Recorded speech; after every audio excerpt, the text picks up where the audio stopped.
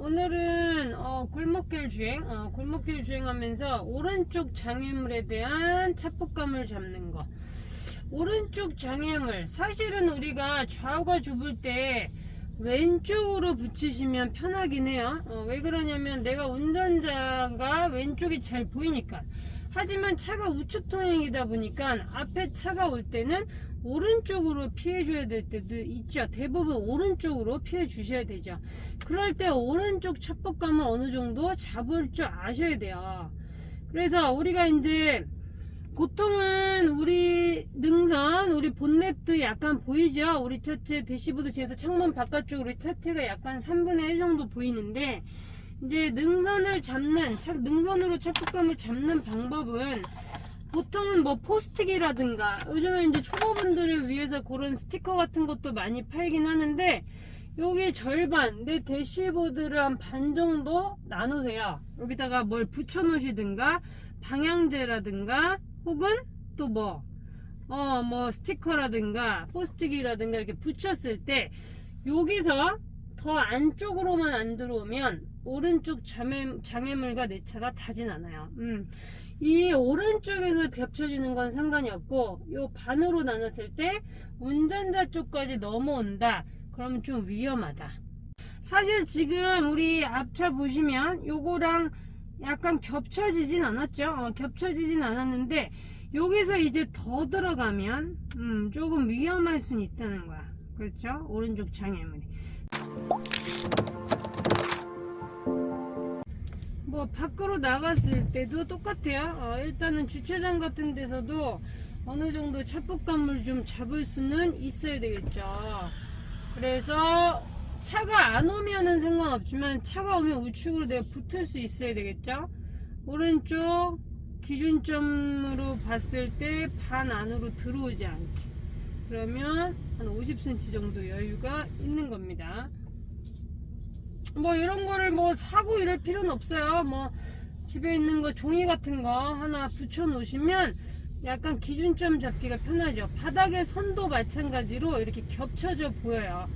겹쳐진다는 거는 단다는 뜻은 아니고 약간의 여유 공간이 남아있다. 대신에 이게 겹쳐지는 것보다 더 들어오면 달 수 있다는 거죠. 그럼 조금 피해줘야지. 이런 식으로. 지금은 장애물들이 이 기준을 했을 때 오른쪽으로 있기 때문에 닿지 않겠죠. 오라운드뷰도 보이시면 한번 보면서, 그렇죠. 내가 멀면 약간 붙이고 가까우면 좀 멀어지고. 오른쪽 이 선도 반 정도 겹쳐지죠. 이 오른쪽 바닥 선이라든가 보도블럭이라든가 혹은 옆에 장애물들은 내가 이렇게 기준점을 잡고 계시면 반 정도 겹쳐지면 사이드미러상으로 보시면 한 50cm 정도의 여유가 있는 거다. 이렇게 측면에 있는 차들은 바퀴가 살짝 보일 정도면은 공간 확보가 된 거고요. 항상 운전자의 시각에서 좁은 곳은 보이는 쪽으로 붙이시는 게 좋아.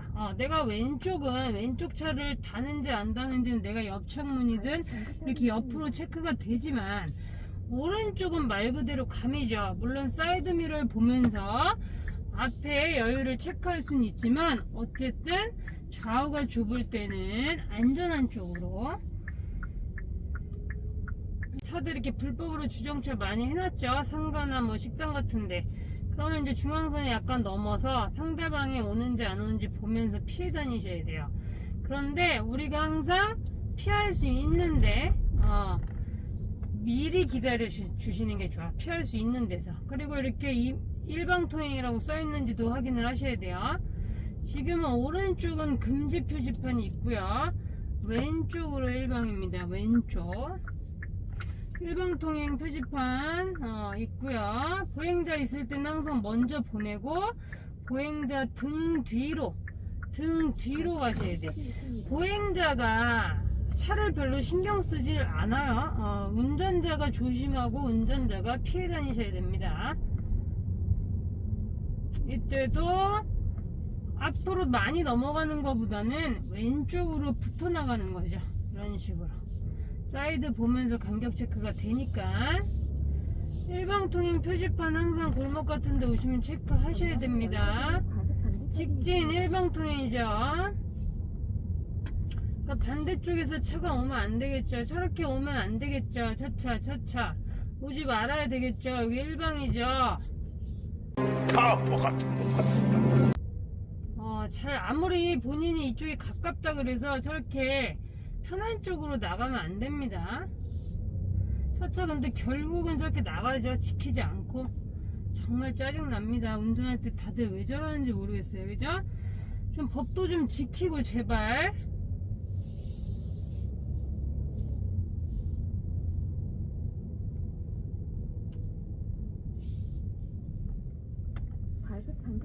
이제 좌측 깜빡 켜고 왼쪽으로 갈 거니까 이렇게 틈으로 미리 보셔야지. 이중주차돼 있을 때 이렇게 앞까지 나오시면 잘 안 보여.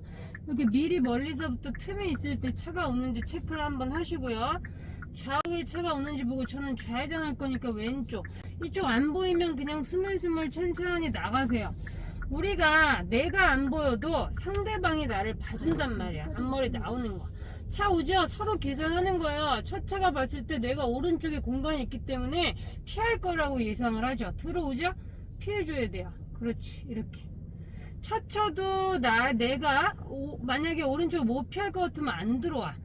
그런데 내가 피해줄 공간이 있는 걸 보고 들어오죠?